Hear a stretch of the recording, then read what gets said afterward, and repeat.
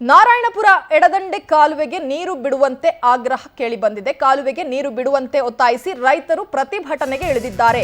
SP DC ಎದುರೇ ಆತ್ಮಹತ್ಯೆಗೆ ಯತ್ನಿಸಿದ್ದಾರೆ ಅನ್ನದಾತ. ನಾರಾಯಣಪುರ ಎಡದಂಡೆ ಕಾಲುವೆಗೆ ನೀರು ಬಿಡುವಂತೆ ಒತ್ತಾಯಿಸಿ ರೈತರು ಪ್ರತಿಭಟನೆಯಲ್ಲಿ ತೊಡಗಿದ್ದಾರೆ. ಎಸ್ಪಿ ಹಾಗೂ ಡಿಸಿ ಎದುರೇ ಆತ್ಮಹತ್ಯೆಗೆ ಯತ್ನಿಸಿದ್ದಾನೆ ಇಲ್ಲೊಬ್ಬ ಅನ್ನದಾತ.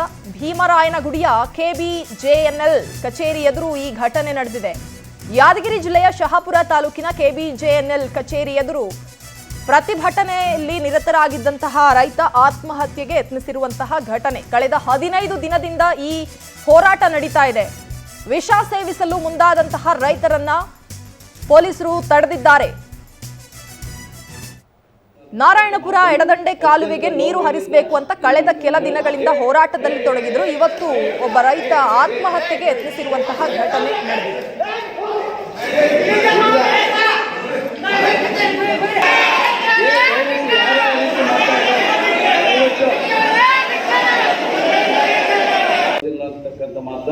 ಅತ್ಯಂತ ನೋವಿನಿಂದ ಈ ಮಾತನ್ನು ಹೇಳ್ತಾರೆ.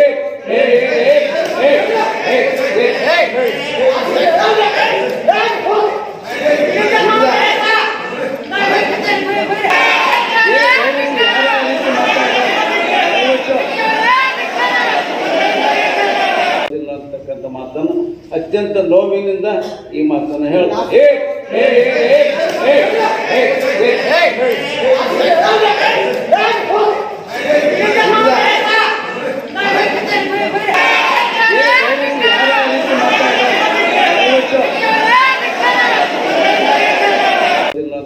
ಮಾತನ್ನು ಅತ್ಯಂತ ನೋವಿನಿಂದ